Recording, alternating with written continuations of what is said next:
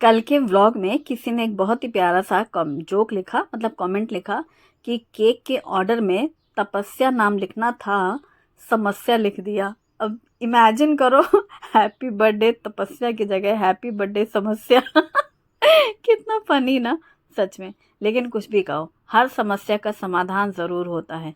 जैसे कि इन दिनों गैस की जो प्रॉब्लम हो रही है, प्रॉब्लम इन सेंस कि मिल तो रही है, लेकिन उसे किस तरीके से कम इस्तेमाल करें ताकि आगे समस्या ज़्यादा ना बढ़े। सभी लोगों ने इस तरीके की प्रिपरेशन शुरू कर दी है, या कॉशन शुरू कर दिया, यूँ कहना चाहिए। हरे कृष्णा। आप सभी स्वस्थ रहें, सुरक्षित रहें और खूब खुश रहें, यही मेरी अभिलाषा है। आज के व्लॉग में मैं आपके साथ कुछ ऐसी टिप्स शेयर करूंगी ना, जिससे आपका काम जल्दी भी होगा और आसान भी हो जाएगा।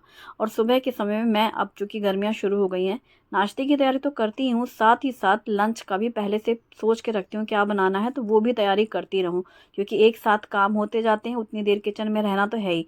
तो क्योंकि जैसे किसी भी चीज़ के लिए, कुकिंग प्रोसेस के लिए रुकना है, उतने में दूसरे काम हो जाते हैं। ये हैं सेपरेटर के कंटेनर्स। स्टील के भी आते हैं, एल्यूमिनियम के भी आते हैं। एक में मैंने लिया है 1 कप चावल और एक में लिया है 1 कप दाल, तूर दाल, जो कि मैं रेगुलर बनाती हूँ जितना, उतना ही हमारा ये नाप है। तो उतना ही मेजरमेंट के हिसाब से लिया। तो 1 कप ये तूर दाल है, ये हमने अच्छे से धुल लिया है कंटेनर में। और 1 कप चावल हैं, वो भी धुल लिए हैं। ये कंटेनर सेपरेट मिलते हैं, सिंगल, अलग से, इंडिविजुअली। तो ये मैंने मार्केट से लिया था, ऑनलाइन नहीं है, और हर साइज़ के मिलते हैं। अब चावल धुलने के बाद साफ़ पानी डाला है, जितना मैं हमेशा डालती हूँ, और नमक और घी डाला है चावल में। तूर दाल में नमक, हल्दी और मेथी दाना और 1 टमाटर कटा हुआ, जो कि मैं रेगुलर डालती हूँ। और कुकर में हम दाल और चावल के साथ आलू भी बॉईल कर सकते हैं। तो पहले कुकर में डाला पानी। पानी डालने के बाद ये मैंने नेट रखी है। ये एल्युमिनियम की इसलिए है क्योंकि एक मम्मी ने मुझे बहुत पहले एक सेपरेटर का पूरा सेट दिया था, एल्युमिनियम का था। वो हॉकिंस के साथ में मिलता था, इसलिए भी ये हॉकिंस की ही नेट है। ये जो कुकर है, ये 5 लीटर का कुकर है, बटरफ्लाई कुकर है। जो कुकर मैं डेली यूज़ करती हूँ, ये उसका ही लिड है। यानी एक लिड में 2 कुकर हैं, एक 3.5 लीटर का है और एक 5 लीटर का है। 2 कुकर का सेट है। और मुझे कम से कम 6 साल तो हो गए, इस घर में ही रहती थी मैं, तभी लिया था मैंने। तो 5 से 6 साल हो गए, यही मार्केट से लिया था, भुसावल की मार्केट से। 2 कुकर, एक 3.5 लीटर का और एक 5 लीटर का। और ये दोनों कुकर के साथ लिड एक ही है। 3.5 लीटर का कुकर मैं डेली यूज़ करती हूँ। चूँकि आज मुझे दाल चावल आपको दिखाना था, सेपरेटर लगाना था, इसलिए मैंने 5 लीटर वाले कुकर में रख दिया। और बस अब यहाँ दाल चावल पक रहे हैं। अब एक मिक्सिंग बोल में, किसी भी बोल में आप लेंगे दही, नमक डालेंगे, साथ में chilli flakes, black pepper powder और 1 बड़ा चम्मच हरी चटनी। फ्रेश दही में हरी चटनी डाली है, नमक और चिली फ्लेक्स डाले हैं, और थोड़ी सी काली मिर्ची का पाउडर डाला है। आप इसमें धनिया पत्ता काट के भी डाल सकते हैं, थोड़ी कश्मीरी लाल मिर्ची भी डाल सकते हैं। ये सारी चीज़ें टोटल ऑप्शनल हैं। मैं बना रही हूँ ब्रेड का बहुत इजी वाला नाश्ता, जो कि काफ़ी टेस्टी लगता है। समर्स में कुछ खट्टा खट्टा सा खाने का दिल करे, कुछ चटपटा सा, इंटरेस्टिंग सा, तो बस फ्राइंग पैन या फिर आप इसमें तवे पे बटर डालें। बटर के बाद थोड़ा सा राई का तड़का लगाएं बटर में, और थोड़ा सा करी लीव्स डाल दें। और ये जो हमने दही का बैटर तैयार किया है ना, इसमें हम ब्रेड को डिप कर लेंगे। बटर में जब हमने डाला है राई, करी पत्ता, और थोड़ा सा इसमें डाल दिया है लाल मिर्ची पाउडर। और जैसे ही ब्रेड को हमने दही में डिप किया है, और ये हम दही का डाल देंगे ब्रेड स्लाइस बटर के ऊपर। एक साइड से वो अच्छे से सिक जाएगा, पूरी करी लीव्स लग जाती हैं और राई लग जाती है, यानी तड़का जो बनाते हैं हम। फिर अगेन हम इसी तरीके से उस स्लाइस को हटा लेंगे। फिर से हमने बटर डाला है, राई डाला है, करी पत्ता और थोड़ी सी ये मिर्ची पाउडर, और फिर दूसरी ब्रेड को भी दही में डिप कर लिया है। तो ये करीब आधा कप दही थी, आधा कप दही में 2 ब्रेड स्लाइस में खूब अच्छे से मस्त एकदम ये तैयार हो जाते हैं। इनको कहते हैं तड़का सैंडविच, दही तड़का सैंडविच। और ये बहुत ज़्यादा टेस्टी लगता है। मैं पहले भी इस रेसिपी शेयर कर चुकी हूँ, ये मुझे बहुत पसंद है। तो बस 2 ब्रेड स्लाइस का ये मेरा बन गया नाश्ता। शुभम के लिए मैं बना रही हूँ पनीर सैंडविचेस। तो यहाँ पर ब्रेड में लगा दिया है एक स्लाइस साइड में, एक स्लाइस में टोमेटो केचप, और फिर पनीर की फिलिंग कर देंगे, दूसरी ब्रेड लगा देंगे, घी डाल करके या बटर जो भी लगाना हो, घी लगा करके मैंने दोनों ही साइड से ब्रेड को अच्छे से प्रेस करते हुए सेक लिया है गोल्डन ब्राउन और क्रिस्पी होने तक। तो ये बन गई है पनीर सैंडविचेस। पनीर का पराठे की रेसिपी मैंने आपके साथ कल शेयर ही की थी। तो पनीर के मिक्सचर में आप अपने पसंद के मसाले वगैरह डालें, और बस इसमें ब्रेड में फिलिंग कर दें तो ये बहुत जल्दी बनता है। कई बार आलू नहीं है उबले हुए, अब उबालना पड़ेगा, टाइम लगेगा, तो पनीर की सैंडविच बहुत जल्दी बनती है। अभी जैसे समर्स आ रहे हैं, आप खीरे और टमाटर की सैंडविच भी बना सकते हैं। फ्रेश दही में एकदम हंग कर ले लो, बल्कि उसमें ऐसे ग्रेट करके खीरा गाजर ये सारी चीज़ें मिक्स करके भी बढ़िया से एक सी फिलिंग तैयार कर लो और फिर आप दही में डाल करके सैंडविच बना लो, वो भी बहुत बढ़िया लगती है। अब यहाँ पर मैं बना रही हूँ अपने लिए चाय, तो यहाँ दूध पानी डाल करके चाय की पत्ती और गुड़ डाली है, अदरक कूट कर डाली है और अच्छे से बॉईल होने के बाद अब मैंने अपनी चाय छान ली है। आज मैं चाय थोड़ा लेट पी रही हूँ, पहले मैं चाय पीती थी फिर अपना काम करती थी। आज चूँकि वो एक साथ ही करना था और सुबह थोड़ा लेट हो गया, एक बार लेट हो गया तो फिर वो फिर इतनी जल्दी नहीं रहती फिर कि हाँ नहीं अब तो बिल्कुल चाहिए, सोचा चलो आज थोड़ा देर से आराम से बैठ के चाय पीऊँगी। और साथ ही साथ ये फ्रेश पालक आई है, तो एक बड़ा बंच पालक और हरी मिर्ची, दो ही सब्जियां ली थी आज, क्योंकि पालक सोची थी कि आज बनाई जाए आलू पालक, बहुत दिन हो गए तो आलू पालक नहीं बना। वैसे दाल में बना लूँ तो फिर दाल भी अच्छी लगती है, लेकिन अभी कुछ दिनों पहले ही बनाई थी दाल पालक। तो बस यहाँ पर फ्रेश पालक की मोटी डंठल हटा ली है, बाकी पत्ते पत्ते सारे ले लिए हैं और एक ही आलू लिया है मीडियम साइज़ का, बहुत बड़ा भी नहीं। खीरे लिए हैं सैलेड के लिए 3, तो यहाँ पर इनको भी धुले रखे थे खीरे पहले से ही, छील लिया है और अभी इनको काट के पीसेस रख लेंगे। खीरे गोल भी काट सकते हैं या फिर अगर से मूली खीरा गाजर ऐसे मिक्स करना हो ना तो लच्छेदार सैलेड भी अच्छी लगती है। अगर प्याज टमाटर सब मिक्स करना हो तो मुझे बिल्कुल छोटे छोटे कटे हुए खीरे अच्छे लगते हैं। जैसे ककड़ी काट के मैंने एक दिन सैलेड बनाई थी ना, तब छोटे छोटे अच्छे थे। केवल खीरा अगर काटना होता है तो फिर ऐसे लेंथ वाइज काट लो, जब खाने का या सर्व करने का टाइम है तब उसमें अगर पसंद है तो नमक काली मिर्ची थोड़ा सा नींबू निचोड़ करके फिर आप सर्व कर सकते हैं। लेकिन चूंकि अभी सिर्फ काट के रखना था और ये छीलने वाले काम जितने होते हैं ना, तो छीलने में कचरा वगैरह वो सब लगा करता है, इकट्ठा एक ही साथ कर लो, फिर वो बार बार काउंटर टॉप साफ़ कर रहे हैं या फिर चॉपिंग बोर्ड धुल रहे हैं, बार बार नाइफ़ धुलना है, वो भी बड़ा उलझन लगता है। तो ये सब जो भी छीलने काटने का काम है सब अपना कर लो। और प्याज वगैरह तो उसी टाइम भाई काटी जाएगी जब खाने का समय हो सैलड में, और उसको लेकिन आप छील के रख सकते हो प्याज को। यहाँ पर एक आलू के छोटे पीसेस कट कर लिए हैं, लहसुन हरी मिर्ची ले ली है, प्याज ले लिया है और साथ ही मैंने यहाँ पर एक प्याज को बारीक काटा है दाल फ्राई करने के लिए। और फिर चलो धनिया पत्ता भी काट लेते हैं। तो ये हो गई सारी चॉपिंग कटिंग का काम। तो आज मैंने यहीं टेबल पर ही बैठ के सारी चॉपिंग कटिंग की, और आज नहीं, मैं हमेशा करती हूँ BTS बिहाइंड द सीन यही होता है, खड़ी नहीं रहती मैं वहाँ पूरे समय काउंटर टॉप में, बस कर देती हूँ यहीं बैठ के। चाय भी पी लिया। अब ये जो हमारा कुकर था, एक सीटी बज चुकी थी, दूसरी सीटी आने वाली थी।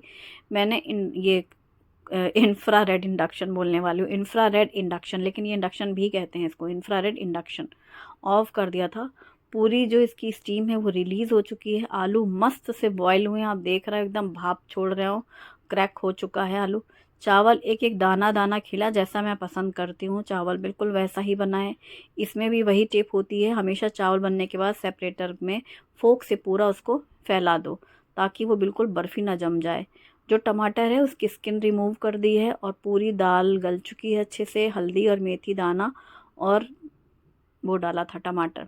अब दाल का तड़का लगा लेते हैं। तो जिस पैन में या पॉट में आपको ट्रांसफ़र करना है, तो मैंने यहाँ पर ये ट्राई प्लाई स्टेनलेस स्टील ये पतीला है, इसमें तेल गरम करके हींग जीरे का तड़का लगाया, फिर इसमें बारीक कटी हुई प्याज डाली है, बारीक कटी हुई लहसुन भी डाली है, हाँ, और अच्छे से प्याज फ्राई हो गई। फिर मुझे लगा रही है तो तेल थोड़ा ज़्यादा है, फिर मैंने क्या किया, इसको निथार लिया, तेल सारा निकाल लिया कढ़ाई में जिसमें मुझे सब्ज़ी बनानी है, सिर्फ प्याज बची है फ्राई वाली।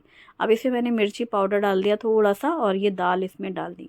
दाल में मैंने थोड़ा पानी भी डाला है, लेकिन गर्म करके पानी डाला है। चूँकि पानी डाला है तो इसमें नमक ज़रूर डाल दें, क्योंकि जितनी क्वांटिटी उसके हिसाब से नमक चाहिए। लास्ट में कटा हुआ धनिया पत्ता डाला और मिक्स किया। एक बात, सेपरेटर में जब दाल बनती है ना तो वो थोड़ी गाढ़ी ही बनाएं हमेशा, भले या बाद में पानी डाल दें, क्योंकि अगर हमने ज़्यादा पानी डाल दिया दाल के अकॉर्डिंग, जैसे हम लोग पतली पसंद करते हैं, तो फिर वो बाहर आ जाती है। इसलिए एक होता है साइज़, जितना है लिमिट है ना एक साइज़ में, उतने में ही डालना है। कढ़ाई में तेल मैंने सारा पतीले का निथार लिया था, वो दिखा नहीं पाई वीडियो में जो मैंने निकाल लिया था साइड से, दिखाऊंगी किसी दिन कैसे निकाल लिया था। और फिर कढ़ाई में थोड़ा सा तेल और डाला, क्योंकि वो जो निकला हुआ तेल था वो बहुत कम था ना, मतलब उस हिसाब से। तो अब मैंने इसमें हींग जीरे का तड़का लगाया है, बारीक कटी हुई लहसुन डाली है, हरी मिर्ची और आलू डाले हैं कढ़ाई में, मिक्स करके ढक दिया है। ये जो चावल हमने बनाया है, चावल का सेपरेटर हमेशा ऊपर रहता है, तो जो दाल का जो भाप निकलती है तो उससे थोड़े से दाल के निशान छींटे पड़ जाते हैं ना उसमें। तो हम कहीं टेबल पे रखना हो या कहीं भी रखना हो तो दाल का निशान छोड़ देता है। कई बार टेबल मैट लग बिछी हुई है, उसमें लग जाएगी तूर दाल, तो मैं हमेशा ट्रांसफ़र करती हूँ। और उसका ये भी अच्छा तरीका होता है कि एक एक दाना अलग रहता है चावल, नहीं तो उसमें अगर आपने सेपरेटर में चावल छोड़ दिया ना, तो रख तो सकते हैं कि भाई इसी बर्तन में रखा रहे, लेकिन जम सा जाता है चावल। और यहाँ पर कढ़ाई में जो मैंने आलू फ्राई किए थे, अच्छे आलू सॉफ्ट हो चुके थे, फिर लास्ट में डाल दिया है ढेर सारी कटी हुई पालक, और अब नमक डाला है जितनी क्वांटिटी है सब्जी की, और अच्छे से मिक्स करके ढक दें। पालक डालने के बाद तो सब्ज़ी ऐसे चुटकी बजाते ही पक जाती है, जैसे मेथी में होता है, एकदम से सॉफ्ट हो जाती हैं। इसीलिए अगर आप आलू डाल रहे हैं, आलू पालक या मेथी में, तो पहले उनको पका लें। जैसे आलू पहले पक चुका है, फिर आपको सिर्फ उसमें पालक डालनी है, मेथी डालनी है, तुरंत झटपट से सब्ज़ी तैयार। अगर एक साथ ही डाल दो ना आलू पालक, तो पता चला पालक तो पूरी सॉफ्ट होकर पिचक गई, अब आलू अभी तक पके नहीं, तो इसलिए पहले करना चाहिए। हरी मिर्ची मैंने धुल के रखी थी, उनकी सारी डंठल हटा ली है, और हरी मिर्ची अच्छी ड्राई हो जाएंगी, फिर इनको स्टोर कर लेंगे फ्रिज में। और बस यहाँ पर ढक के रखी थी। सब्ज़ी हमारी बहुत अच्छी सी भुन चुकी है, जो पालक का मॉइस्चर रिलीज़ हुआ है वो भी पूरी ड्राई हो चुकी है। मतलब जैसे आलू मेथी बनाते हैं ना, खूब अच्छा भून के, स्पैचुला से ही प्रेस करते ही आलू एकदम क्रैक हो जा रहा है, मतलब एकदम सॉफ्ट हो चुका है, आलू अच्छा पक चुका है, और हमारी आलू पालक सब्ज़ी तैयार। तो ये अच्छी भुन चुकी है। फिर मैंने इसको ट्रांसफ़र कर लिया और इस छोटे से टिफ़िन में रख लिया है इसको, क्योंकि ढकने में ईज़ी है, क्योंकि मेरे पास और भी हैं तांबे वांबे वाले जो है ना, शो मतलब सर्विंग बोल्स वगैरह, लेकिन लिड नहीं है ना उनमें। ये ऐसे ढक्कन लगा के रख दिया। खीरे भी रख दिए सैलेड प्लेट में, और यहाँ पर सिरेमिक की ये सैलेड प्लेट में। और अब चलो बनाते हैं फुलके, यानी चपाती रोटी। तो नाश्ता भी साथ ही साथ हो गया, और सैंडविच बना दिए थे, सबने खा लिए 2-2 सैंडविचेस, मतलब 2-2 स्लाइस, और दूध चाय ले लिया। और फिर साथ ही साथ मेरा खाने का भी तैयारी हो गई। दाल जो सेपरेटर कुकर में बनता है, दाल और चावल, और उसमें आलू भी बन जाते हैं। ये एक सीटी तेज़ आंच में ली जाती है, गैस में हो चाहे इंडक्शन में हो। दूसरी सीटी आने के लिए आंच धीमी कर लेनी चाहिए। धीमी आंच में फिर जब दूसरी सीटी आने लग जाए, बस बंद कर दो। पूरी स्टीम रिलीज़ होने के बाद आप खोलोगे, दाल चावल हमेशा पका हुआ मिलेगा। एक लिमिट होती है, जैसे साइज़ है, जैसे कि मेरे पास जो है, इसमें 1 कप में चावल बन गया, बढ़िया से बन जाएंगे। अब हम ज़्यादा सा भर देंगे, ज़्यादा सा पानी ऊपर तक पूरा कर देंगे, तो उबाल से तो बाहर आ ही जाएगा। दाल में भी सेम यही चीज़ होती है। इसलिए दाल के लिए मैं सजेस्ट करूँगी कि आप हमेशा तड़े हुए गाढ़ी बना लो, भले ही बाद में गर्म पानी खौला के वो उसमें मिक्स कर लो। जैसा कि तड़का लग जाता है, तड़के वाली जो लोग दाल बनाते हैं, दाल तड़का, उनके लिए तो बहुत अच्छी है, क्योंकि उसमें टेस्ट में भी फ़र्क नहीं पड़ता। दाल बॉयल हो गई और वापस से आपने उसको तड़का लगा दिया, छौंक बघार ली, टमाटर हमने उसमें डाल दिया तो वो गल जाता है, क्योंकि जीरा प्याज तो फ्राई होने में टाइम नहीं लगता है। तो इससे क्या होता है, उस डब्बे में दाल को पलट भी लिया, जिसमें तड़का लगाया, तो तड़के पैन बच गया आपका, तड़का नहीं लगाना पड़ा एक बर्तन। और वो पतीले या जिसमें हांडी में, जिसमें भी आप करना हो उसमें आप ट्रांसफ़र कर सकते हैं, जो भी हांडी आप गैस इंडक्शन में यूज़ करते हैं। और अगर आप दाल हांडी में ट्रांसफ़र करते हैं, छौंक वाली दाल पसंद करते हैं, तो आप इसी तरीके से छौंक लगा के निकाल सकते हैं। तो दाल तड़का बन जाती है, दाल फ्राई, है ना। और फुलके सेकने में तो मज़े ही आ रहे हैं भाई।